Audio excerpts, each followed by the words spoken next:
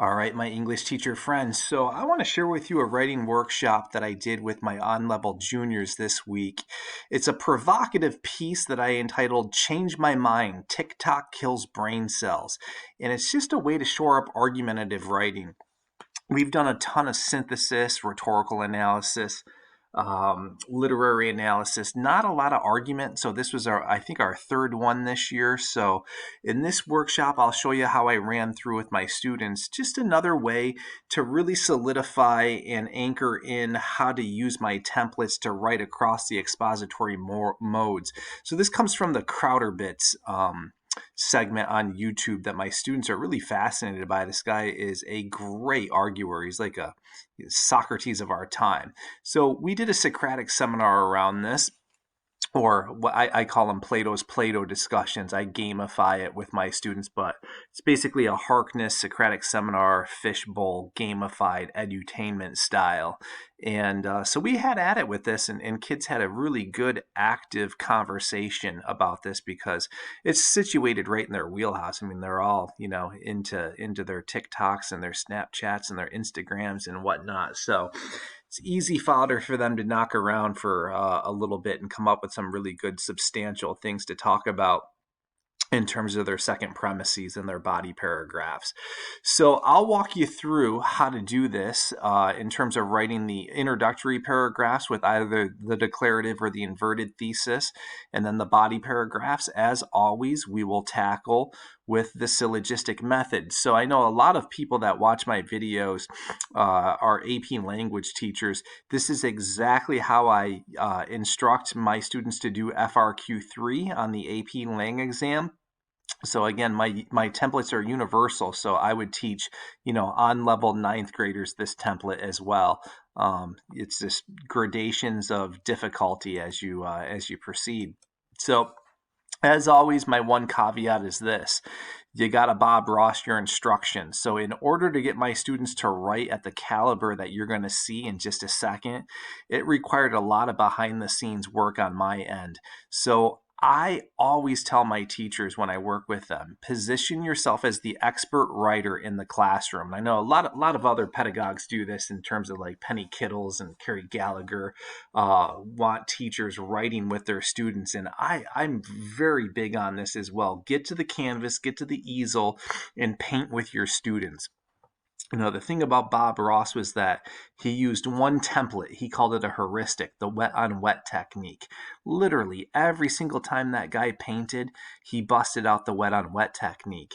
And every time my students paint, in air quotes there, I put that, every time they write, they're going to either declare or invert the thesis in all body paragraphs, syllogistic, no matter if they're doing synthesis, argument, persuasion, research, rhetorical analysis, literary analysis is always the same. There's a uniform approach that one can take in composition. And I just model that over and over and over and over again until they're independent.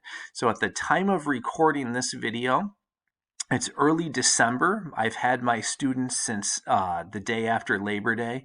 So I did very little modeling for this since it's the third argument paper that we've done together. So this, I just did a little bit of Bob Rossing to shore things up, to kind of wipe the dust off the mantelpieces of their brain in case they forgot how to do this. And you're going to see writing that is pretty good, especially coming from juniors. So the question is this: how do I write the introductory paragraph? As always, you can declare or invert. Let me unpack what I mean by that. So in the declarative model, right, so you can declare or invert. Both are going to be 4 sentences long. So if you're using my template, my scaffold, my training wheel, the introductory paragraph is always going to be 4 sentences long. So when you declare, you begin with the thesis. Just boom, out of the bat, drop the thesis. So you're going to tackle that provocative statement of Tik Tok kills brain cells. So you can agree, disagree, or you can qualify it right out of the gate. Just boom, drop the thesis. From there, as you funnel it down towards that 4th sentence, it's context and background. For those that are familiar with my work, you've heard me to talk about a couple of things that I do intensively with my students, and it's really part of a lot of my professional development courses that I offer with the National Writing Project. So in particular, like my 5-week mastermind, my students have been through an intensive word study program with me. I'm big on vocab and having the right words and the most precise words. So I've helped my students augment their vocabulary exponentially from September to December, and you're going to see that.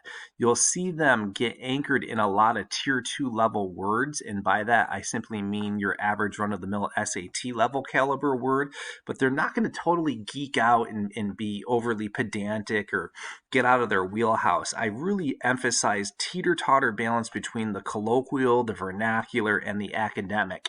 So in the samples that you're going to see, these particular students do that very well. Sentence constructs. Young, emerging, struggling writers often overuse the independent clause, otherwise known as the short, simple declarative sentence. So they have a rhythm that goes da-da, da-da, da-da, da-da, and I'm sure you've read that as you've graded papers in your career. So my students know that there's 12 different ways to construct a single sentence, and you'll see them wield their syntactical maneuvers in a wide variety of ways in order to achieve voice rhythm and flow. So I call that in my classroom the Nuance Academy, and we get really hardcore into Strunk and White in terms of their write it right, rule number 18 kind of stuff. So you'll see my students really be able to flex on their syntactical choices in order to have some good voice rhythm and flow. And as I said, 4 sentences. So begin with thesis, context, background, tier 2, sentence constructs, 4 sentences. We can flip this and end with the thesis. So Tik Tok Kills Braincells. You got to say something about that. Take that head on. Agree, disagree, or qualify. That will be last sentence. So a student might begin with a hook, an analogy, context, background, funnel it down to the 4th sentence. Boop, 4th sentence is the thesis. Tier 2 sentence constructs. So that's all theory. That's all pie in the sky in the ether. Let me show you some concrete examples of how my students executed this. So let's take a look at the first sentence and we'll decide whether or not it's declarative or if the thesis is going to come last sentence. The boomers are always denigrating the latest social trends of Generation Z. So we haven't really gotten a thesis yet. So this is going to be inverted. The boomers are always denigrating the latest social trends of Generation Z. Everything from our music to fashion trends, our slang to even our technological prowess gets unfairly critiqued. Not only is it erroneous to assert that TikTok kills brain cells, it's quite simply foolish. In no other words, the platform plays a key role in keeping my generation abreast of current events and movements of social import. So very clear, the thesis comes down in here. And then I also teach my students, and we'll talk more about this as we get into the body paragraph, to front load the line of reasoning. So we know that this student's take in the body paragraphs is going to be current events and movements of social import. So probably the first body paragraph is going to be about current events. Second body paragraph, movements of social import. So I tell them, in the thesis, it's kind of like a game of poker where you stand up at the table and say, hey, look at my cards, or a quarterback coming up to the line of scrimmage and telling the defense exactly the play that they're going to run. And that's closely akin to what a thesis does. You announce your play before you run it. So it's kind of like, hey, defense, I'm going to run down 32 blue on 3. Hike, and I'm going to pass the ball to number 32 here. He's going to hit your left tackle in the nose and go right to the end zone. And then you do it, you execute it. That's line of reasoning. So here's another one, all right? And I just tell my guys, agree, disagree, qualify it, take a stance. One surefire way to kill the proverbial brain cells of a teen is to get them sucked into the vortex of TikTok. That sounds like a declarative thesis. Not only is the social media platform totally devoid of educational value, it promotes all the things that keeps our society bogged down. Unfortunately, TikTok's sole purpose is to keep teens shackled to endless stupidity.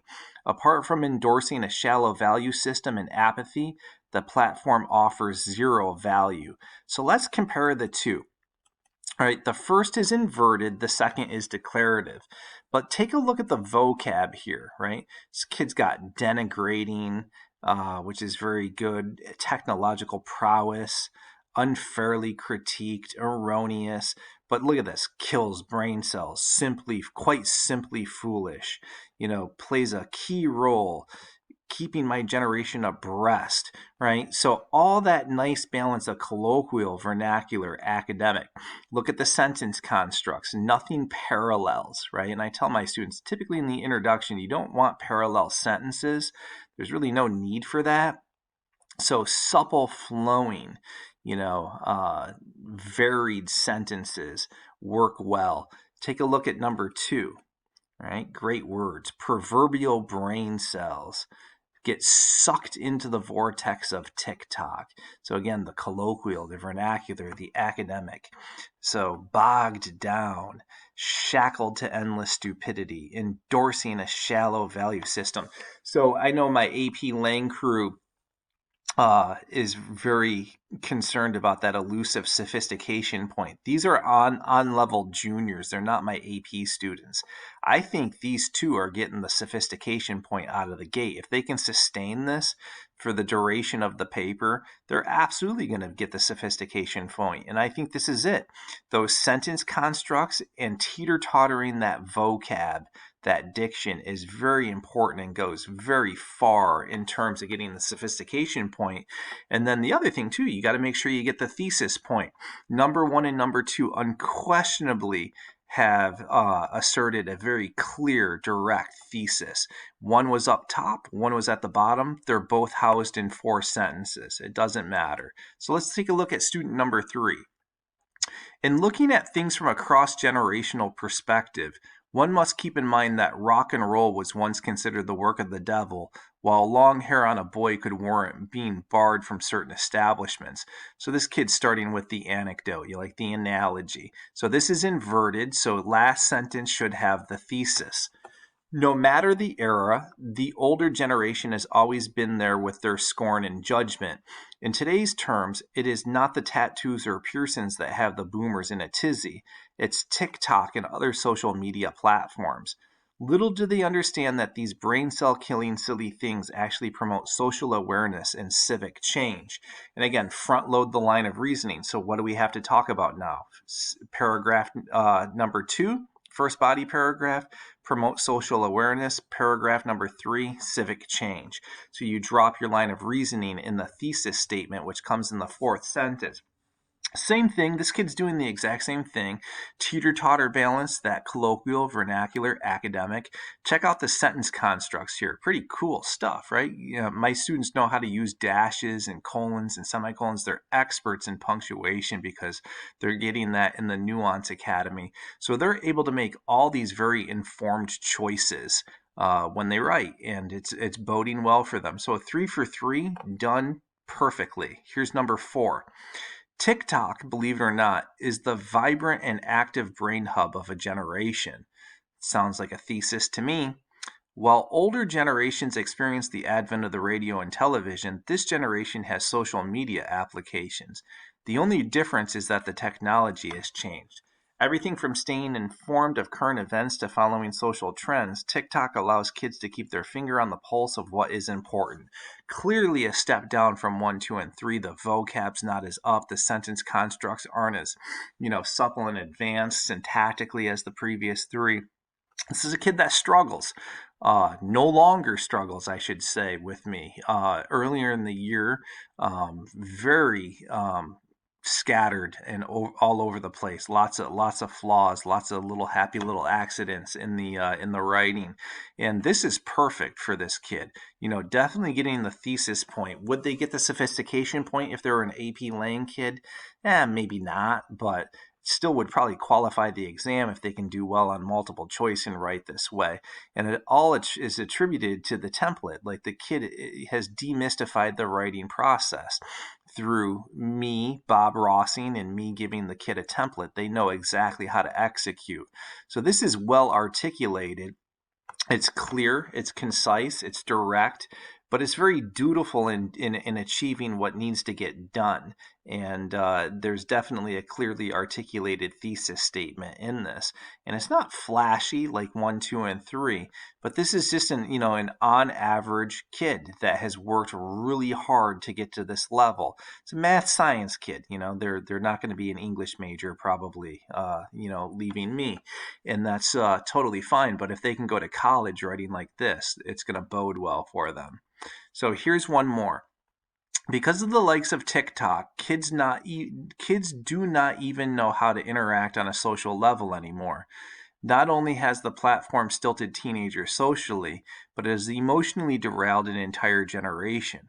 With the popularity of such applications growing exponentially, it is no wonder that society has witnessed an increase in things such as addiction, depression, anxiety, as well as violence.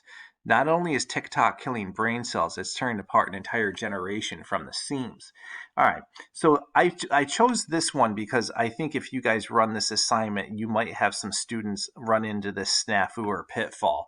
There's a danger in front loading too much, because what you state is a promise. So this student is saying that we're going to talk about kids do not even know how to interact on a social level anymore. So that's one promise.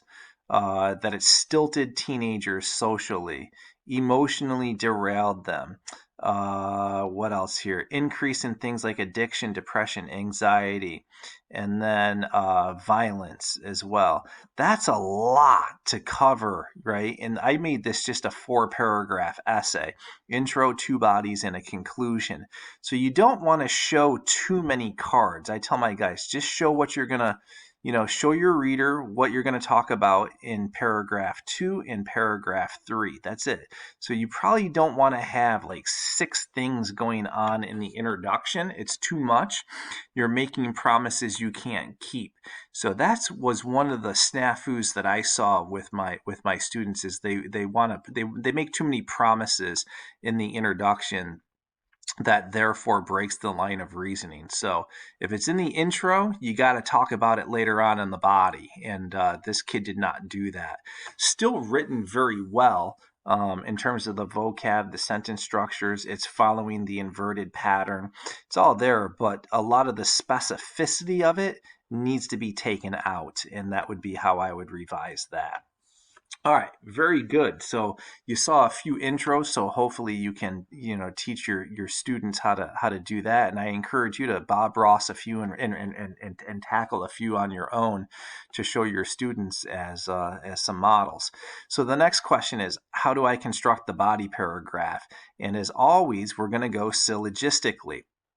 So for those that are not familiar with my work, I'm going to do a quick drive-by, good furtive glance on this. And if you want a deep dive into the syllogistic method, go into my YouTube channel. There's a bunch of videos in there about inductive, deductive reasoning, the history of the syllogism, and how to teach it very explicitly to your students. But for this, I'm just going to give a cursory glance of it. So it comes from Aristotle. It's from the Aristotelian tradition. He ran a school called the Lyceum, and the rich boys from town would go there to learn about polemics, oration, debate, word wrangling, wordsmithing, and they would throw out these big, juicy, essential questions like, what is justice? Which is the essential question of the seminal book, Plato's Republic. And these great philosophical think tankers would step up to the proverbial mic and they would drop their definition of what justice is. And some kids did exceptionally well, some were meh, and some just tank bombed it. And Aristotle said, why is that? And then he opened up the lid of his really, really exceptional orators and he said, I got it. Eureka moment. The really good orators argue syllogistically. And what he meant by that was they were mathematical, they were computative, they were very methodic in their execution from premise, conclusion. There's an organizational sequence to it. So to give you an example here, if I were to say premise number 1, arsenic is deadly. Premise number 2, my dog ate arsenic. We're naturally going to conclude here like, this is not going to go well, Christian. Uh-oh, your dog's going to die. right? That's logic. That's how logic works. It's 1 plus 2 equals 3.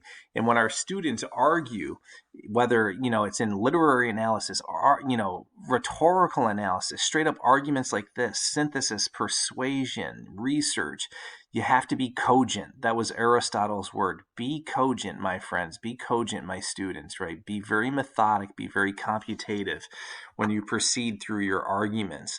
So, in terms of taking that syllogistic construct and turning it into a template for the purposes of constructing an argument paper, this is what we do.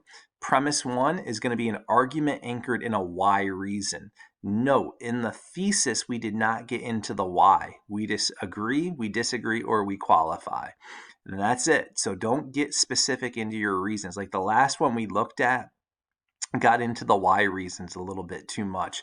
You don't want to front load to that extent. So an argument anchored in a why reason. Premise 2 is textual support. And for this one, I wanted the kids writing directly from their head. Their textual recall is coming right from their heads. I didn't want them doing any research or anything. So it's just information from their head, just like FRQ3 on the AP Lang exam. So typically if they have a poem or something like that in front of them, they're going to quote and paraphrase it. Same with synthesis, but this is just recall from their noodles. The conclusion of the syllogistic body paragraph, and again, the conclusion of the paragraph, not the conclusion of the essay, is the textual analysis, where you link it all back to the prompt, the thesis, and the promise of the first premise. So there's some math that's going to happen in this. The first premise is going to be 3 sentences long. And I stipulate that because on FRQ1 on the AP Lang exam, the College Board is clear and they say your argument must be central. I think it's a great rule for argument and everything else, even lit analysis and rhetorical analysis. Your argument must be central. So I want my students taking 3 sentences to get anchored in the centrality of their argument before they get into their textual support. Otherwise, they're just going to tell a narrative or some anecdote that might not even be linked to the prompt or the thesis. So I want them to be very organized in doing this. And then the kicker is this. Students often ask, all right, we're using templates. 4 sentences intro. How many sentences for a syllogistic body paragraph? And the answer is I shoot for 10 to 12. Every single expository mode, every essay, no matter the task, 10 to 12 sentences for a syllogistic body paragraph. So let's see what some of our students have done here. I've identified everything for you, the first, second premise, and then it goes on to the next slide because we're out of space here. To keep things legible, I went on to another slide. So look at this. This student said the reason why. And to begin, we'll go back. An argument anchored in a why reason. A little training wheel is for students to say reason why. And this is a kid who thought they needed that training wheel. If you say reason why, you're probably going to articulate your reason why. So it's just a natural segue into the reason why of the argument. So look where they go. The reason why TikTok kills so many proverbial brain cells is because it plays on the vulnerabilities and susceptibilities of teens. Especially in the delicate phase of these formative years, teens seek validation and approval, but the application promotes the opposite. As a result, one common coping strategy is self-harm. So at the end here, let's talk about how we're going to establish the line of reasoning. At the end of the first premise, I always ask my students, what are you promising? Right? So we're going to have a conversation about how it plays on the vulnerabilities and susceptibilities of teens in their formative years that seek validation and approval, and how sometimes this leads to self-harm. Right? It's a big promise. So like a line, we're going to drop this. We have to stay cogent to that. We have to stay germane. We have to stay connected. So fourth sentence begins the second premise. Immediately get talking about stories, anecdotes of vulnerability, susceptibility, formative years, approval, validation, self-harm. So look where this student goes. The story of Katrina Smithers is a perfect case in point. Right? Good transition. At the age of 13, she turned to TikTok for emotional support. Not only was she in an abusive relationship with a much older man in his late 20s, but she was dealing with an advanced eating disorder that left her hospitalized in a rehabilitation center. So I tell my students, get specific in here. Specificity matters, especially our AP Lang kids. Specificity matters. Looking for outward support, which is common for teens, Katrina posted a video of a black eye and bloody lips she received from an altercation she had with this older man. According to her testimony, he appeared at her school in a drunken and jealous rage and beat her up for allegedly cheating on him. So, is all this support tied to this? So far, so good, right? We got 10 to 12 sentences, so let's get hasty here. In making this public, she was anticipating to receive support and sympathy. Instead, however, she was the subject of ridicule. Already very body conscious, a number of kids on the application told her she deserved the treatment because she's fat and ugly. 2 days after this initial video, she posted a video of her wrist. She cut herself repeatedly. For whatever the reason, she thought this would garner her the attention she was seeking. But again, she was met by a mob of thousands of kids mocking her. So let's go back here. We talked about vulnerability, susceptibility, formative years, validation, approval, self-harm. Do we have all of that in here? We sure do. Did anything extraneous come in? Nope. So that, according to Aristotle, would be a cogent argument. Now let's conclude it. We have to go back to the promise of the first premise, echo the thesis, echo the prompt. What is sad is that Katrina Smithers took her life in her third TikTok video. This is what this application is capable of. Not only is this an unnecessary and senseless event, it's a brainless crime. So do you hear the prompt right there? Right? Go back to the thesis. So that conclusion always takes a couple of sentences, and I think that was 12 sentences in total from this student. So roughly 10, try not to go over 12 unless you have a reason to do it. So that's an example of one syllogism. So let's take a look at one more student. And, students often ask, what do I do in my next body paragraph? And it's like, just choose different textual support. You're going to do the exact same thing. 3-sentence first premise, get super specific, super detailed in the second premise, couple of sentences to wrap it all back to the prompt, the thesis, promise of the first premise, 10 to 12 sentences. So let's just take a look at a different writer that is going the opposite direction. Those that unfairly criticize TikTok forget to remember that nearly every technological advancement throughout the ages has been met with scorn, whether it be the printing press or the television. The truth of the matter is that TikTok elevates social consciousness instead of depleting the collective brain cell pool. So we're going to have to talk about social consciousness, elevating social consciousness. From activism to promoting empathy, the social media application has brokered a ton of beneficial things for the current generation. So activism, empathy, social consciousness. Those are our lines. Now we got to drop it, right? Let's go back to the first one. Their fourth sentence began, "The story of Katrina Smithers is a perfect case in point." Look at the fourth sentence here.